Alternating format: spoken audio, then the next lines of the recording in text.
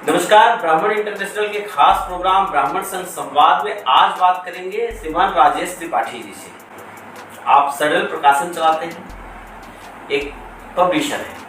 आपसे जानेंगे ब्राह्मण, ब्राह्मणवाद और ब्राह्मणत्व को आप कितना समझ पाते हैं, देश में ब्राह्मणों की स्थिति क्या है, ब्राह्मण युवा स्वावलंबी हो इसके लिए क्या होना चाहिए, आप लोगों के व्यक्तिगत प्रयास इस दिशा में क्या है, अगर हैं तो उसकी जानकारी, और सबसे बड़ी बात प्रकाशन पब्लिशिंग लाइन में ब्राह्मण युवा अपने आप को कैसे ले आए।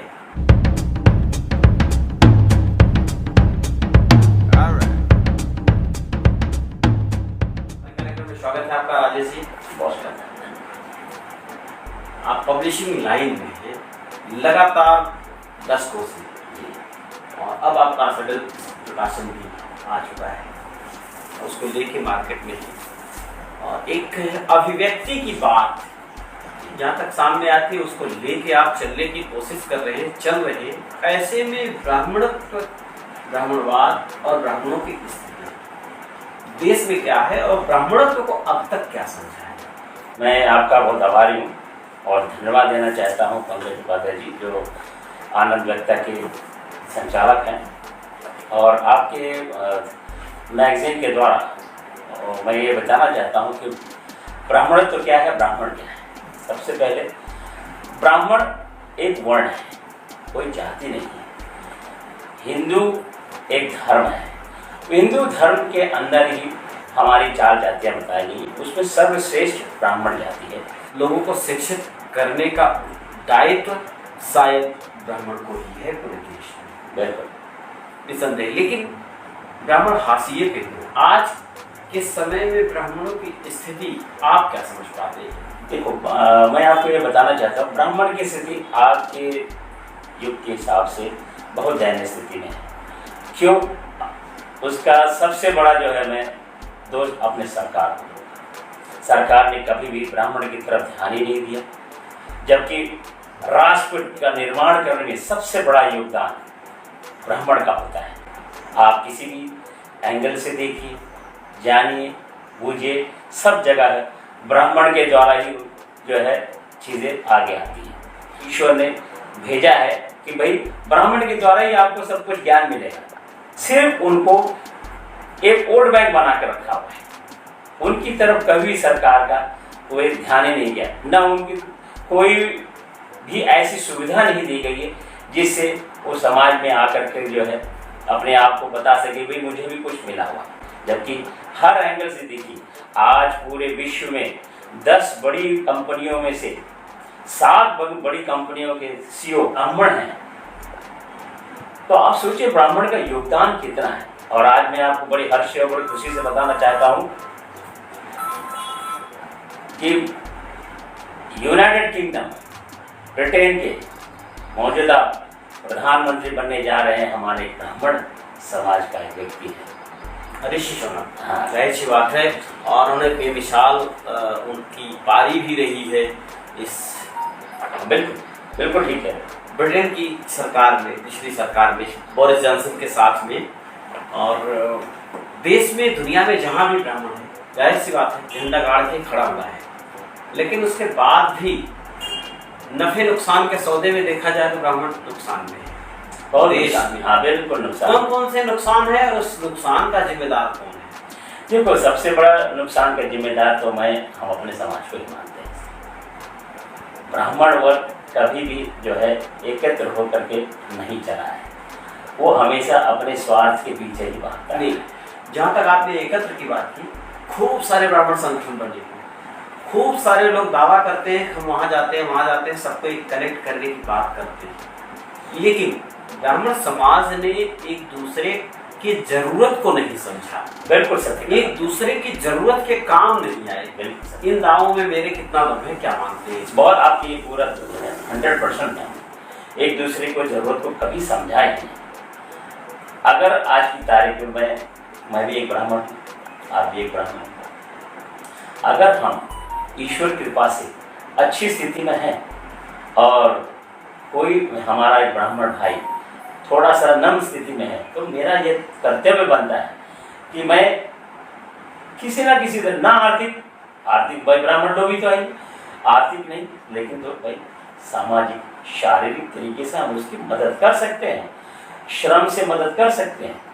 ब्राह्मण किसी को नेता नहीं मानता, हाँ, अपना, और खुद नेता बनने की स्थिति में नहीं है। इसमें तालमेल कैसे बैठाया जाए? देखो, तालमेल बिठाने के लिए तो सबसे बड़ी जो है अपने संगठन को मजबूत करना चाहिए और उसके लिए हमारे युवा वर्ग को आगे आना चाहिए। और मैं अपने सभी ब्राह्मण परिवार से और भाइयों से अनुरोध करूंगा कि अपने बच्चों को कम से कम अपने सनातन धर्म के बारे में शुरू की जो प्रारंभिक शिक्षा होती है वो दे। हम अंग्रेजी की तरफ ही ज़्यादा ना भागें, जैसे कि हम वेस्टर्नाइज कल्चर में भाग रहे हैं, जाएंगे और क्योंकि भाई पूरा विश्व जो है अंग्रेजी में चलता है, चले, लेकिन हम अपने अपने सनातन धर्म पर होंगे तो वो प्रारंभिक शिक्षा हम उसको जरूर दें, हम बताएं। बात चली है युवाओं की। देश में ब्राह्मण युवा स्वावलंबी हो, इसके लिए क्या योजनाएं आप चाहते हैं सरकार की तरफ से हो? क्या चाहते हैं कि सामाजिक संगठन उन किन योजनाओं को आगे लेके आए, और क्या व्यक्तिगत प्रयास आपके हो सकते हैं जिससे युवा स्वावलंबी हो, मजबूत हो? देखो, सबसे पहले मैं ये कहना चाहूँगा पंकज जी, आपके चैनल के माध्यम के द्वारा, हमारा जो युवा वर्ग है आज की तारीख में बहुत ही वेस्टर्नाइज हो चुका है, जोशीला बहुत है और कहीं ना कहीं जोशीलापन आना अच्छी बात है।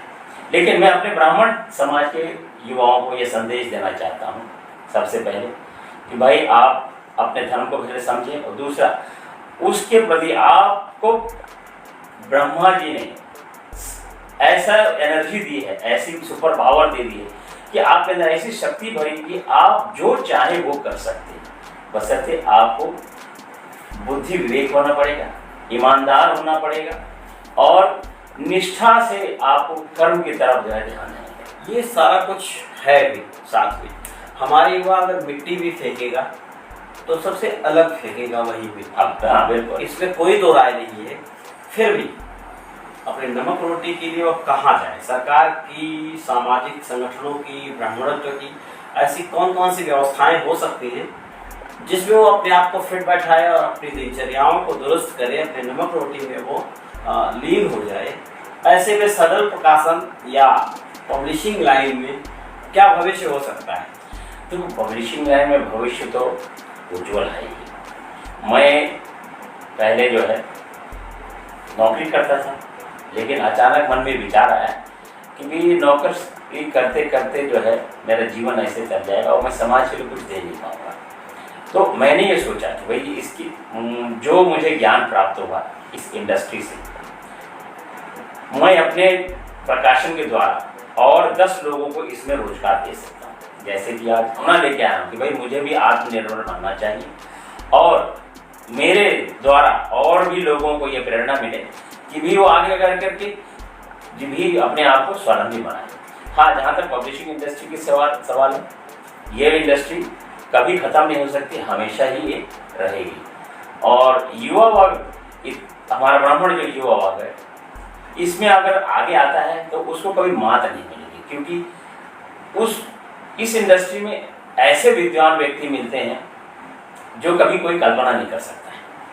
हम कभी सोचे भी नहीं थे कि मैं कभी प्रकाशक बनूंगा, लेकिन आज प्रभु की कृपा से जो है, मेरे भोले बाबा की कृपा से आज उस लायक उन्होंने समझा और मुझे इस तरीके से उन्होंने बना दिया। तो सब जो है मेरे शंभू की कृपा है। युवाओं को मैसेज क्या देना चाहेंगे आप, किस तरीके से? ये कहना चाहूँगा कि भाई आप जो भी करें ईमानदारी से करें, निष्ठापूर्वक करें, यही मेरा मैसेज है। आपने कार्यक्रम में हिस्सा लिया, आपका बहुत बहुत धन्यवाद। बहुत बहुत धन्यवाद। ऐसे ही किसी दूसरी शख्सियत से आपकी भेंट करवाएंगे, उनसे भी जानेंगे वो आपके लिए कितने हितकर है। बने रहिए, बहुत ध्यान से रहिए। धन्यवाद।